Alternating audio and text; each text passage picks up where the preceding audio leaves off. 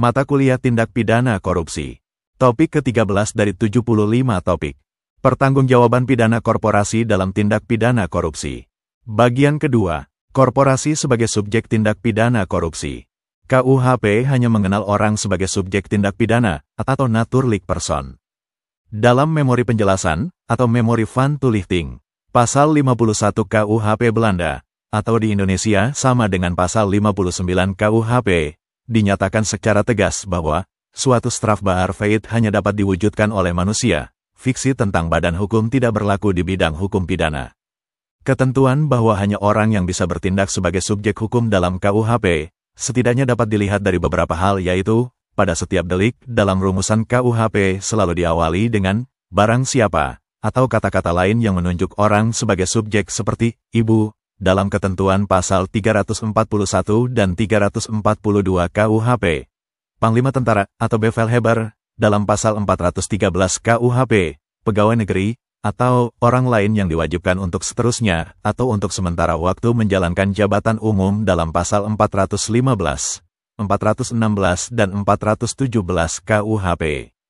Undang-Undang Tindak Pidana Korupsi tahun 1971 tidak mengenal korporasi sebagai subjek hukum. Oleh karena itu, Undang-Undang Tindak Pidana Korupsi tahun 1999 bisa dikatakan lebih maju dibandingkan dengan Undang-Undang Tindak Pidana Korupsi tahun 1971 bahwa subjek tindak pidana tidak hanya orang perseorangan, tetapi juga korporasi.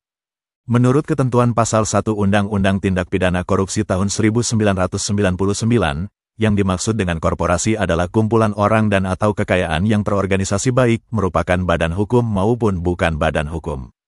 Dikenakannya sanksi pidana dan tindakan kepada korporasi pelbagai subjek tindak pidana korporasi dalam perkara korupsi ini cukup beralasan dan sesuai dengan beberapa rekomendasi Kongres PBB mengenai the prevention of crime and the treatment of offenders. Antara lain, A. Dalam rekomendasi Kongres PBB ke-8 tahun 1990 ditegaskan agar ada tindakan terhadap perusahaan-perusahaan yang terlibat dalam perkara korupsi. B. Dalam dokumen Kongres PBB ke-9 tahun 1995 di Kairo, antara lain ditegaskan sebagai berikut, korporasi, asosiasi kriminal atau individu mungkin terlibat dalam penyuapan para pejabat untuk berbagai alasan yang tidak semuanya bersifat ekonomis. Namun dalam banyak kasus masih saja penyuapan digunakan untuk mencapai keuntungan ekonomis. Tujuannya ialah membujuk para pejabat untuk memberikan berbagai bentuk perlakuan khusus atau istimewa, antara lain, 1. Memberi kontrak, 2. Mempercepat atau memperlancar izin, 3. Membuat perkecualian-perkecualian atau menutup mata terhadap pelanggaran-pelanggaran peraturan. C. Perkembangan mengenai konsep korporasi sebagai subjek tindak pidana, sebenarnya merupakan akibat perubahan-perubahan yang terjadi dalam masyarakat dalam menjalankan aktivitas usaha. Pada masyarakat yang masih sederhana, kegiatan usaha cukup dijalankan secara perorangan. Dalam perkembangan masyarakat yang tidak lagi sederhana, timbul kebutuhan untuk mengadakan kerjasama dengan pihak lain dalam menjalankan kegiatan usaha. Beberapa hal yang menjadi faktor pertimbangan untuk mengadakan kerjasama, antara lain adalah menghimpun modal yang lebih besar, tergabungnya keterampilan dalam suatu usaha jauh lebih baik dibanding suatu usaha dijalankan seorang diri, dan mungkin pula atas pertimbangan dapat membagi resiko kerugian. Pertanggungjawaban korporasi dalam tindak pidana korupsi. Konsekuensi logis dari korporasi sebagai subjek hukum adalah korporasi dapat dijatuhi pidana atau dapat dipertanggungjawabkan dari segi hukum pidana. Ketentuan tersebut terdapat dalam pasal 20 ayat 1 Undang-Undang Tindak Pidana Korupsi tahun 1999, dinyatakan bahwa dalam hal tindak pidana korupsi dilakukan oleh atau atas nama suatu korporasi, maka tuntutan dan penjatuhan pidana dapat dilakukan terhadap korporasi dan atau pengurusnya.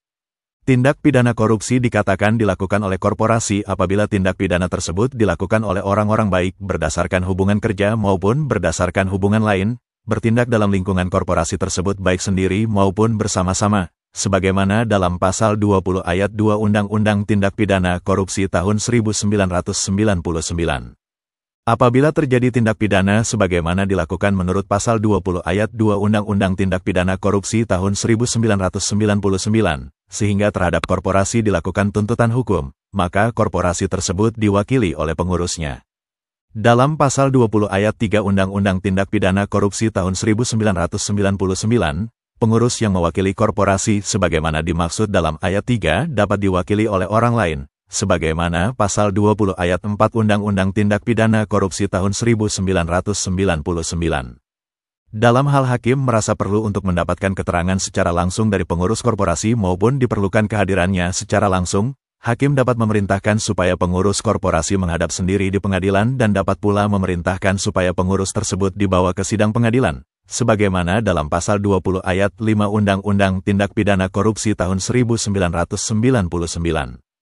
Berkaitan dengan masalah panggilan sidang, apabila tuntutan pidana dilakukan terhadap korporasi, berdasarkan pasal 20 ayat 6 Undang-Undang Tindak Pidana Korupsi tahun 1999, panggilan untuk menghadap dan penyerahan surat panggilan tersebut disampaikan kepada pengurus di tempat tinggal pengurus atau di tempat pengurus berkantor.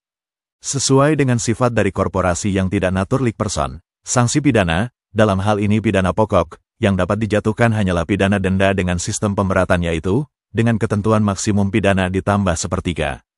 Ketentuan tersebut diatur secara tegas dalam pasal 20 ayat 7 Undang-Undang Tindak Pidana Korupsi tahun 1999. Itulah materi topik ke-13 mata kuliah Tindak Pidana Korupsi. Channel ini bermanfaat khususnya bagi mahasiswa Indonesia, atau yang ingin menambah wawasan. Video tutorial dituturkan dan disubtitelkan agar dapat ditonton, dibaca sambil didengarkan. Jangan khawatir jika belum langsung paham. Untuk pemahaman yang lebih baik, putar dan dengarkan video ini berulang-ulang. Subscribe dan like, agar Anda mendapatkan update tutorial lainnya. Bagikan juga link video ini, agar teman lain juga mendapatkan manfaat channel ini. Terima kasih. Sampai jumpa.